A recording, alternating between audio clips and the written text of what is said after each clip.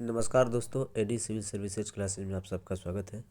Friends, आज हम लोग अपने इस वीडियो में यूपीएससी में जो एसए के टॉपर्स हैं हिंदी मीडियम में, उनके एसए को डिस्कशन करेंगे और देखेंगे कि उनकी लेखन शैली कैसी थी और एसए में वो क्या ऐसा लिखते थे जो कि यूपीएससी में उनके हाईएस्ट मार्क्स है। जैसे कि आपको मालूम है कि निशांत जैन 2014 में इनके हाईएस्ट मार्क्स थे एसए में और 160 के अराउंड इनके मार्क्स थे। इसी तरह से गंगा सिंह राज पुरोहित, इनके मार्क्स 157 थे, ठीक है।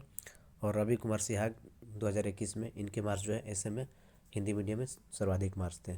तो इन तीन टॉपर्स की कॉपी हम लोग देखेंगे और देखेंगे कि एसए में ऐसा इन्होंने क्या लिखा था उस समय कि इनको हाईएस्ट मार्क्स मिले थे। और ये हमारे लिए 70 बीपीएससी में काफ़ी हेल्पफुल साबित होगा। इनके एसए को आधार बना के हम अपने एसए की रणनीति को आगे बेहतर बना सकते हैं, ठीक है। मैंने इनके ऐसे में तीन चीज़ों को ऑब्जर्व किया।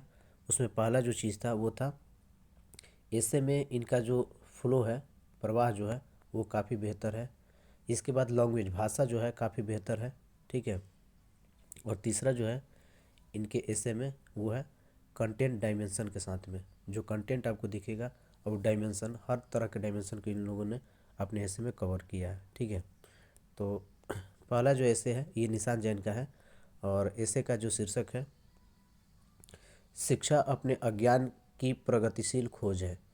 तो इन्होंने लिखा हुआ है यहाँ पर, भूमिका से स्टार्ट किया है कि अनादि से लेकर आज तक सभ्यताओं ने नित नए रूप बदले हैं, संस्कृतियों ने नित नई करवटें ली है, समय का चक्र निरंतर चलता रहा है, पर यदि नहीं बदला तो मानव जीवन का विकास क्रम और उसकी अनवरत यात्रा, परिवर्तन और विकास प्रकृति के शाश्वत नियम है के सिद्धांत के अनुरूप भी आदिम युग से लेकर आज मशीनों के युग में प्रवेश कर चुका है।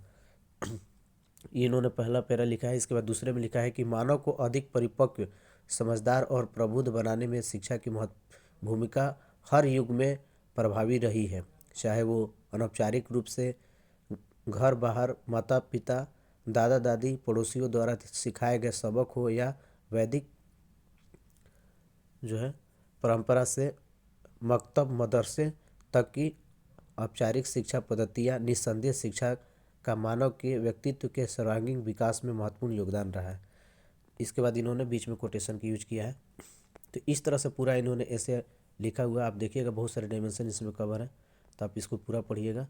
इसके बाद जो बॉडी का पार्ट है बीच बीच में इन्होंने जहाँ भी ज़रूरत है वहाँ पर कोटेशन की यूज किया है। जैसे कि यहाँ पर संस्कृत का जो है श्लोक इन्होंने डाला है। इसी तरह से आगे जो है इन्होंने लिखा है बीच बीच में, देखिए यहाँ पर दोहे और जो लोकोक्ति है उनका यूज किया है इन्होंने। और यहाँ पर जो है बीच में भी इन्होंने दोहे का यूज किया है। तो इस तरह से पूरा जो है आप देख सकते हैं इनका। और लास्ट में जो है इनका कंक्लूजन हम लोग देखेंगे। देखिए बीच बीच में जहाँ भी ज़रूरत है इन्होंने कोटेशन का यूज किया है। धूप में निकलो, घटाओं में नहा कर देखो, ज़िंदगी क्या है किताबों को हटा कर देखो। और लास्ट में इन्होंने कंक्लूजन लिखा है, इस तरह हम जीवन में प्रत्येक क्षेत्र और स्तर पर अनुभव करते हैं कि शिक्षा दरअसल हमें यह बोध कराती है कि हम कितने अज्ञानी हैं। हम समाज में अपने आसपास अक्सर कुछ ऐसे लोगों को देखते हैं जो थोड़ा बहुत अधकचरा ज्ञान जुटाकर सेखी बघारते और पांडित्य प्रदर्शन करते घूमते हैं, थोथा चना बाज घना। पर जो सचमुच सुशिक्षित प्रबुद्ध और ज्ञानी लोग होते हैं स्वयं को अज्ञानी, अकिंचन, अल्पज्ञ मानते हैं। ऐसा महज इसलिए नहीं होता है वे अपनी विनम्रता का प्रदर्शन करना चाहते हैं, बल्कि वह सच में इस तथ्य का अनुभव कर पाते हैं कि शिक्षा अपने अज्ञान की प्रगतिशील खोज है। भरा हुआ घड़ा आवाज़ नहीं करता। इस तरह सुशिक्षित व्यक्ति यह जानता है कि ज्ञान का विस्तार असीम है और ज्ञान और शिक्षा के विकास के अनुपात में अपनी अज्ञानता का बोध भी स्पष्ट होता जाता है। तो ये पूरा ऐसे इनका ये लिखा हुआ था। और आपने देखा होगा किस तरह से इनकी लैंग्वेज जो है वो काफ़ी सटीक है और शब्दों का सिलेक्शन जो है वो काबिल तारीफ़ है और प्रवाह लाजवाब है और सारे डायमेंशन इसमें कवर किए गए हैं। आप पूरा पढ़िएगा इसको। इसके बाद गंगा सिंह का यहाँ पर है, क्या सोशल मीडिया अपने अंतर्निहित रूप में एक स्वार्थ परायण माध्यम है। तो इन्होंने स्टार्ट किया है कि कहा जाता है कि दुनिया में एक ही चीज़ परिवर्तनीय है, वह है परिवर्तन। सॉरी, यहाँ पर दुनिया में कहा जाता है कि दुनिया में एक ही चीज़ अपरिवर्तनीय है, वह है परिवर्तन। इसी अपरिवर्तनीय परिवर्तन ने मानव समाज को आदिम युग से लेकर आज 21वीं शताब्दी की ओर तक का सफ़र तय करवाया है, जहां मानव ने पहिए के आविष्कार से लेकर मोबाइल के चमत्कार तक की तकनीकी प्रगति की सुनहरी यात्रा तय की है। तकनीकी उत्थान के इन विभिन्न स्वरूपों में से एक है सोशल मीडिया, जो आजकल वैश्विक विमर्श का प्रमुख विषय बन गया है।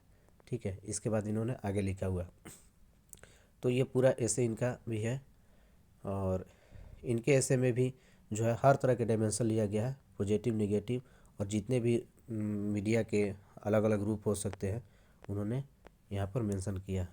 ठीक है, और इन्होंने दिखाया भी है डेटा के द्वारा भी, और एग्जाम्पल भी जहाँ भी पॉसिबल है वहाँ पर दिखाया है कि किस तरह से सोशल मीडिया का पॉजिटिव निगेटिव इम्पैक्ट रहा है। तो लास्ट में इन्होंने जो एंडिंग किया है एक कोटेशन के साथ किया हुआ है, पंक्तियों के साथ में, इस धरा पर आदमी यदि निस्वार्थ होता तो किसी सुंदर कविता का भावार्थ होता। तो ये इन्होंने लिखा है। फिर इसके बाद रवि सिहा का है, शिक्षा सभ्य होना सिखाती है, साक्षरता रोजगार दिलाती है। तो ये जो है इससे का टॉपिक है, और इन्होंने कोटेशन से स्टार्ट किया है कि कामयाब नहीं काबिल होने के लिए पढ़ो, कामयाबी झक मारकर पीछे पीछे आएगी। तो आपको मालूम है कि ये 3 इडियट्स से इन्होंने यहाँ से लिया है, और इसी को व्याख्या भी किया है कि कुछ दिन पहले आई हिंदी फिल्म 3 इडियट्स में नायक रैंचो का ये कथन कम शब्दों में एक बड़े सत्य की ओर इशारा करता है। फिल्म में जहाँ नायक शिक्षा के द्वारा संकल्पनाओं को समझकर अपने चारित्रिक बौद्धिक स्तर को उठाने का प्रयत्न करता है, वहीं अन्य सभी विद्यार्थी रट्टा मारकर कॉलेज में प्लेसमेंट के द्वारा एक नौकरी पाल लेने को ही शिक्षा का वास्तविक उद्देश्य समझते हैं। आज के गलाकाट प्रतिस्पर्धा के युग में शिक्षा को केवल आंकड़े याद कर कुछ सवालों को हल कर केवल रोजगार प्राप्ति के साधन के रूप में देखा जा रहा है। यह भारी विडंबना ही है कि शिक्षा के मूल गुणात्मक अर्थ को भुलाकर केवल मात्रात्मक अर्थ साक्षरता पर ही ध्यान केंद्रित किया जा रहा है। जिन्होंने यहाँ पर जो है भूमिका लिखी है। इसके बाद जो है बॉडी के पार्ट में इन्होंने सारे एंगल को कवर किया है, और इसके बाद बीच बीच में कोटेशन का इन्होंने भी यूज किया है। जैसे सुकरात का कोटेशन काफ़ी फेमस है कि मैं शिक्षित अथवा ज्ञानी इसी अर्थ में हूँ कि मैं जानता हूँ कि मैं कुछ नहीं जानता। इसके बाद जो कबीर का है दोहा, पोथी पढ़ी पढ़ी जग मुया, पंडित भया न कोय, ढाई अक्षर प्रेम का पढ़े सो पंडित होए। इसके बाद जो है तुलसीदास का इन्होंने यूज किया है कि निशाचर जो श्रुति पंथ त्यागी, कलियुग सोई ज्ञानी सो विरागी।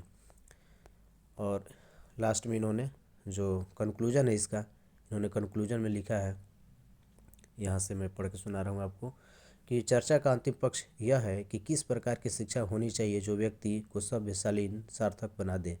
अगर एक सूत्र वाक्य में उत्तर दिया जाए तो यह होगा कि साक्षरता के साथ साथ मूल्यों का विकास करना और मूल्यों के प्रति प्रतिस्पर्धा विकसित करना। यह सब कहना जितना आसान है, करना उतना ही मुश्किल है, क्योंकि इसके लिए एक बहुआयामी रणनीति की आवश्यकता पड़ेगी। इसके बाद लास्ट पैरा में लिखा है, और शिक्षा व्यवस्था में आमूलचूल परिवर्तन के लिए डटे रहना पड़ेगा। शिक्षा से जुड़े हर एक हितधारक पर ध्यान देकर उसे इस प्रकार की नई शिक्षा धारा से जोड़ना होगा, चाहे वह शिक्षक हो, सरकार हो, बच्चों के माता पिता हों या स्वयं बच्चे हों।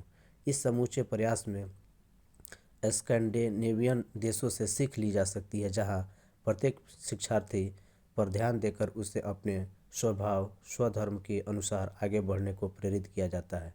इन सभी प्रयासों से ही हम देश में आगामी कुछ वर्षों में सचमुच ऐसी फौज खड़ी कर पाएंगे जो केवल साक्षर ना होकर शिक्षित होगी, सभ्य होगी, शालीन होगी। शिक्षा का सीधा संबंध आत्मविश्वास से होता है। अकादमिक शिक्षा हमें साक्षर और सूचनाओं के ज्ञान से समृद्ध बना सकती है, लेकिन उसका इस्तेमाल वास्तविक शिक्षा पर ही संभव है। तो ये पूरा फ्रेंड्स मैंने आप लोग को दिखाया कि 3 टॉपर्स का मैंने यहाँ पर ऐसे जो इन्होंने विभिन्न टेस्ट सीरीज में लिखा होगा और ये यूपीएससी में भी पूछा हुआ मैक्सिमम इसमें ऐसे है, तो इन्होंने लिखा हुआ है। तो इससे आपको आइडिया लगा होगा। और इस ऐसे को दिखाने के पीछे पर्पस ये था कि जो भी बीपीएससी में ऐसे लिखना है, तो अगर इस तरह के डायमेंशन हम लोग भी कवर करेंगे अपने ऐसे में, तो बेहतर से बेहतर मार्क्स गेन करने की संभावना बन जाएगी। तो आप इसका पीडीएफ अगर चाहते हैं तो टेलीग्राम चैनल पर मिल जाएगा। ठीक है फ्रेंड्स, तो आज के वीडियो में इतना ही। धन्यवाद।